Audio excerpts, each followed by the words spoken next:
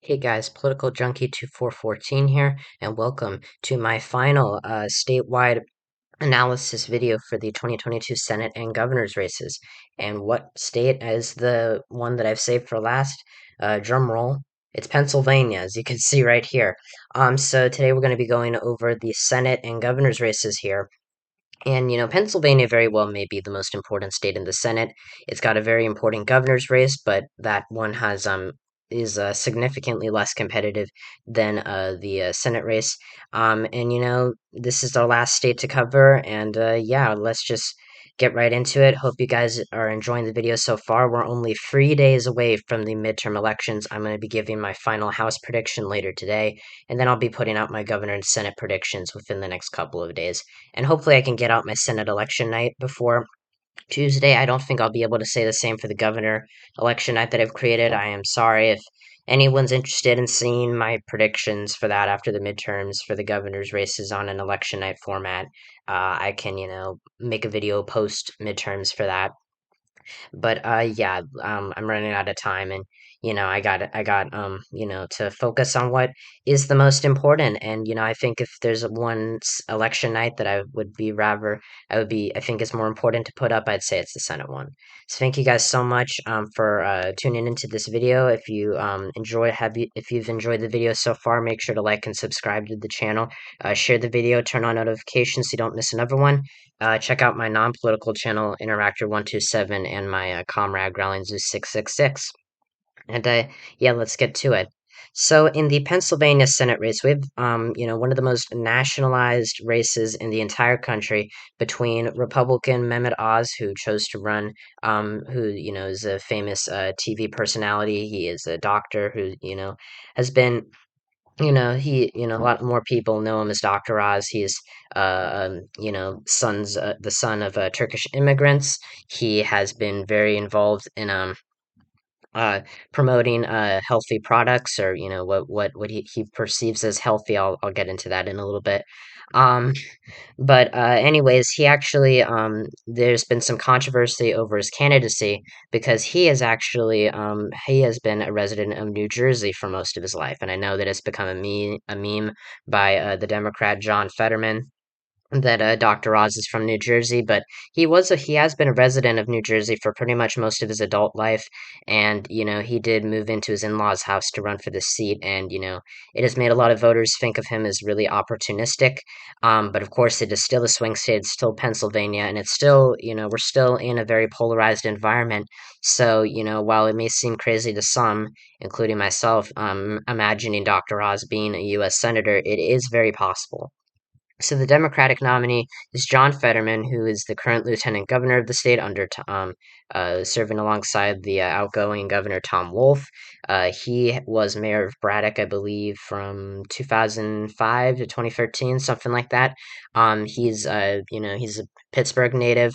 Pretty much as native Pennsylvanian as you can get. He's very blue collar, but he does have a good deal of progressive policies that people on the right, call him out for. But at the same time, he does support the institution of fracking.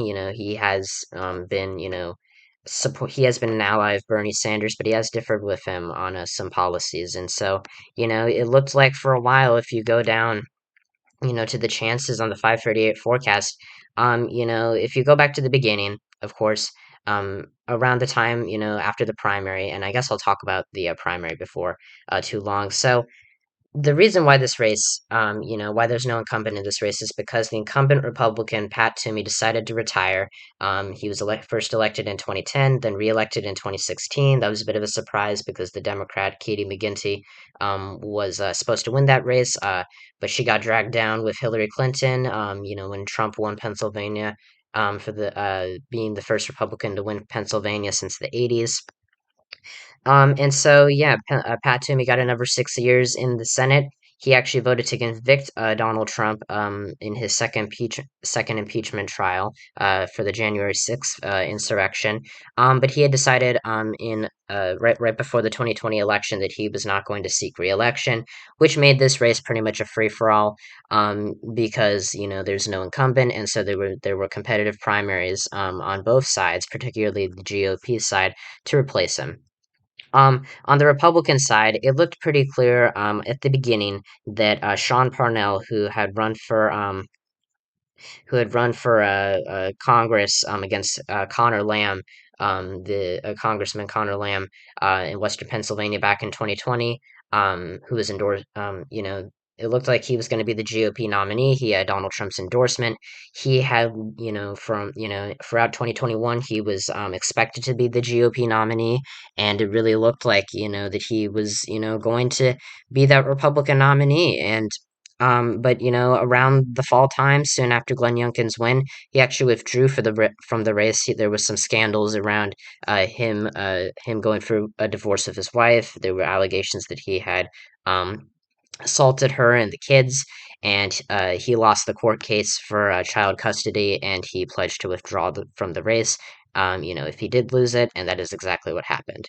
So Parnell was out, and that pretty much sent the GOP into chaos in Pennsylvania. They were scrambling in late November and mid December, and were pretty much scrambling up until the primary was over. It was a very close primary, and that's where Dr. Oz came in, and he, right after Parnell dropped out, he had expressed interest in, running for the seat, and it turned out that he was, he was, running by, by the end of November, and a lot of people didn't really take him seriously as the Republican nominee. I did, honestly, I thought that Oz was kind of, not a good choice for the GOP, obviously, and especially not in retrospect. But I thought that, yes, he had issues, but he also, was someone who had expressed moderate views in the past, and that would help. And I thought that that would really help him with some, swing voters in the general election.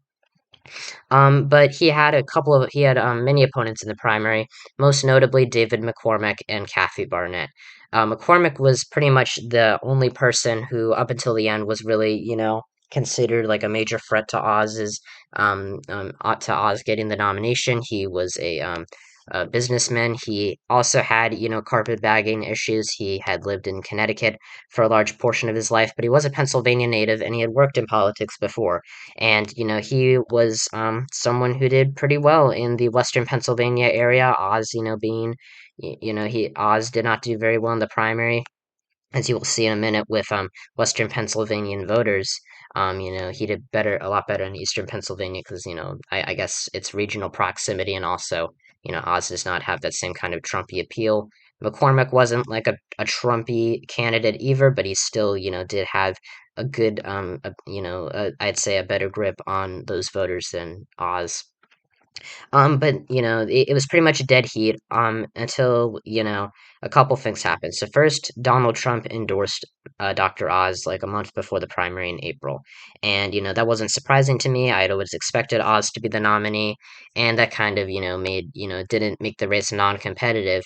But what ended up happening was Trump's endorsement was really, helpful to Oz, but it didn't make the race any more lopsided in his favor. And in the final weeks of the campaign, Kathy Barnett, who had also run for Congress in 2020 and had gotten, blown out in the super blue district, she, has made, pretty Islamophobic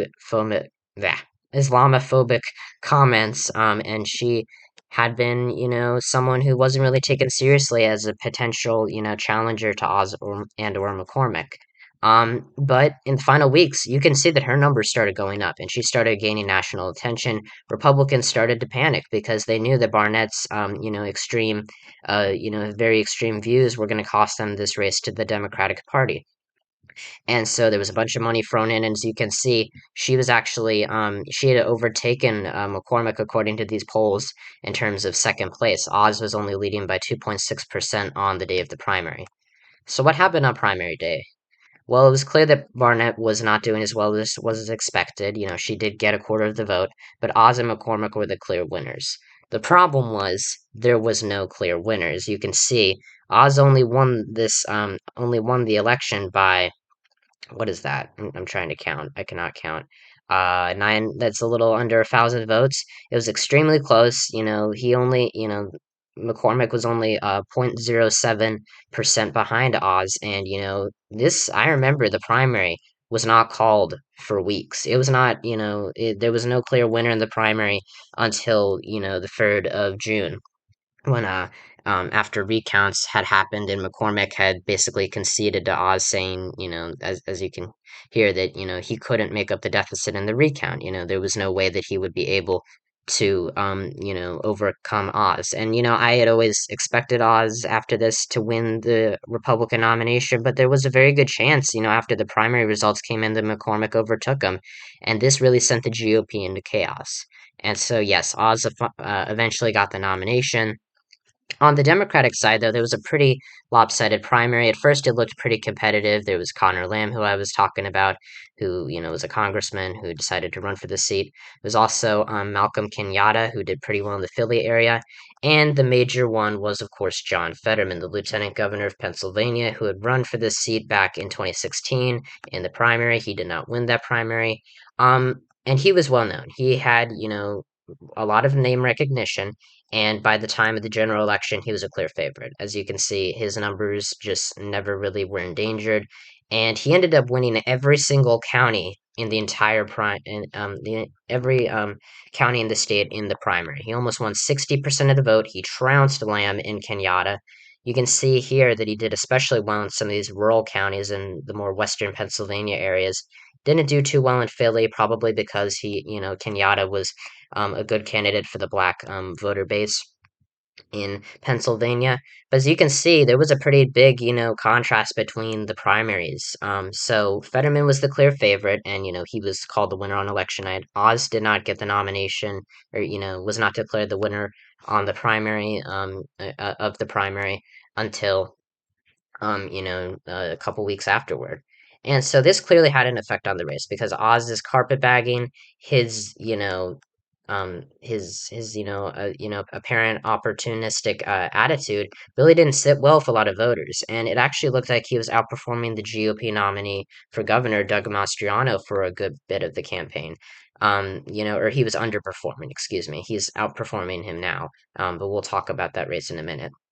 And as you can see, it was really, really bad for Oz. He was never going to get just 33% of the vote, but, he's a Republican in a swing state, and most of those undecideds would break for him. But the fact that he was not leading in a single poll for months and months on end was really, really bad for him. And, there was, of course, the crudité video where he, pretty much said crudité instead of a vegetable tray, which, kind of made him look a little disingenuous and a little, out of touch with Pennsylvanians who usually, call a veggie tray a veggies tray. And, you know, Fetterman actually had a stroke, which I'm sure most of you know, days before the primary. That didn't seem to affect him, and by August, he had come around, he had started campaigning, and he really, just took off with this lead. And during this time, I had Pennsylvania Senate race as, when I made my first prediction before the primary, it was tilted, and then it was leaned. After Fetterman, after it was reported that Fetterman was not going to be on the campaign trail for a while, I did move it into the tilt column again. And then later I moved it back up to lean D, and that's where it stayed for pretty much the entirety of the summer and, a good portion of the fall. But then Oz started to gain traction, and this wasn't surprising. It was always going to get closer. It was always, that's what happens with elections. The undecided Republicans and some of the swing voters were always going to come home to Dr. Oz. And you can see in October he led in his first poll, and he started narrowing up the race and narrowing it up. And then we had the debate between Fetterman and Oz. Fetterman did not do well. That's, a clear given fact. Oz took advantage of Fetterman's, problems with his stroke, but I do think that still there was not, it was not a landslide as some people are saying for Oz. I do think that Fetterman did pretty poorly, and there's no denying that. I'm not saying he won that debate because he didn't. I'm not coping that hard, at least. But what I will say is Oz ran himself into a corner with his comments on abortion being decided, his view about abortion being decided by women doctors and local politicians, which I don't think is going to help him much.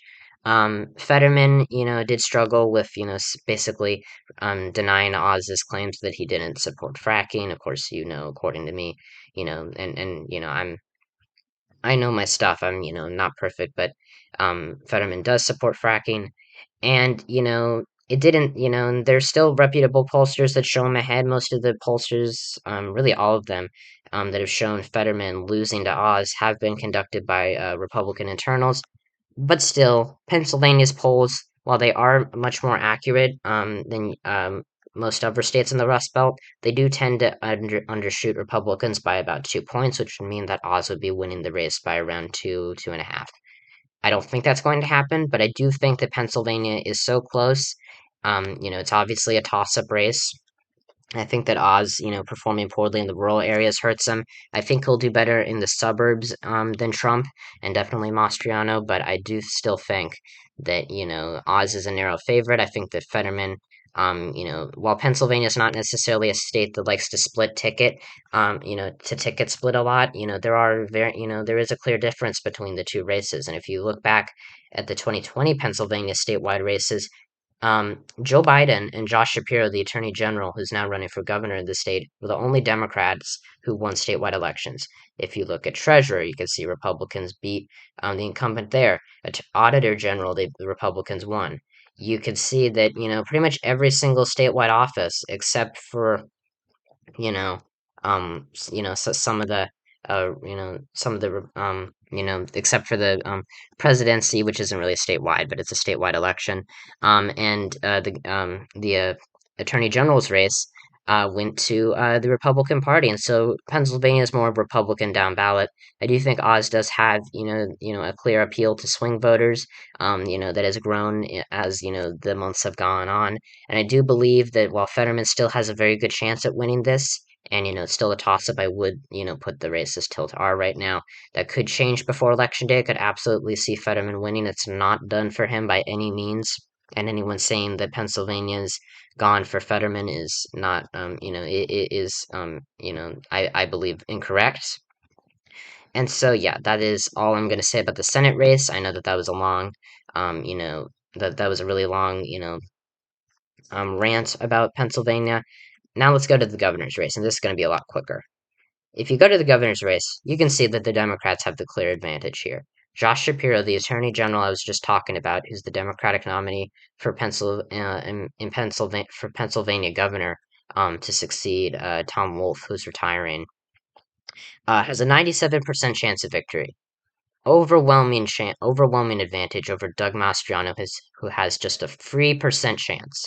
Now, do I think Mastriano only has a 3% chance? No. But what I do think is that he's not the favorite, and that this race is likely Democratic. I know that, Mastriano has a good appeal to rural voters, but he's been running a very, very, quiet, underfunded campaign. He's, and honestly, the Pennsylvania polling error that you can apply to the Senate race to give Oz a lead, you can't give that to Mastriano. If you look at Republican internals, if you look at the Pennsylvania polling average, look at how bad this is.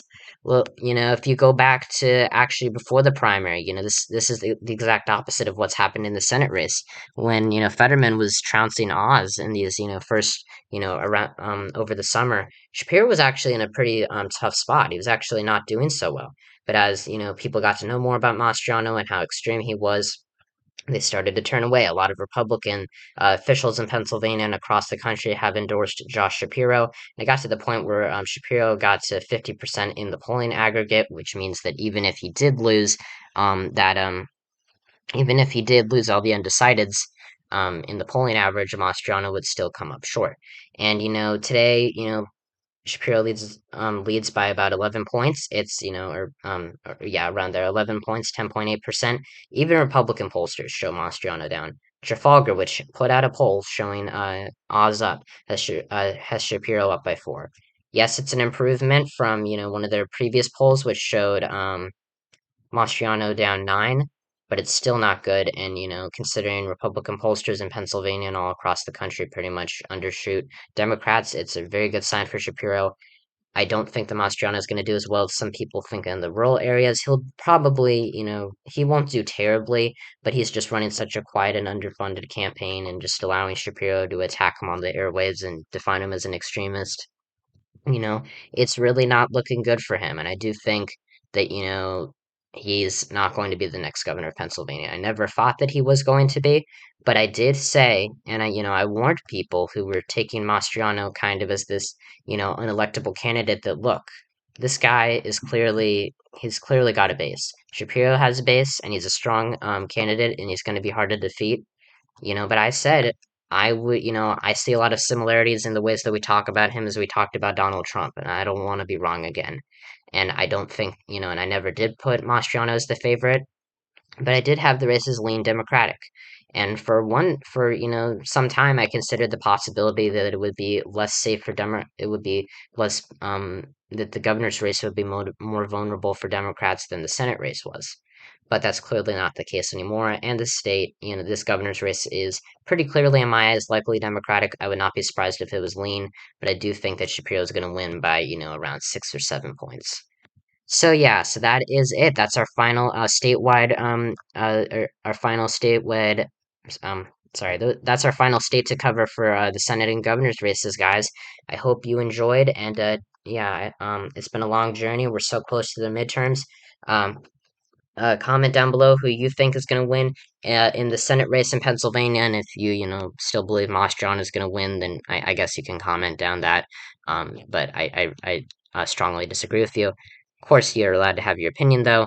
So yeah, if you liked the video, make sure to like and subscribe to the channel. Tell me who you think is going to win these Pennsylvania races on Tuesday. I'll be back with my final House prediction later today and my governor's and Senate race predictions later in, over the last couple of days before the election. Thank you guys so much for watching the video. Make sure to go to Interactor127 and Growlins is 666. Thank you guys so much for watching the video, and I'll see you guys next time when I talk about all things politics. See ya.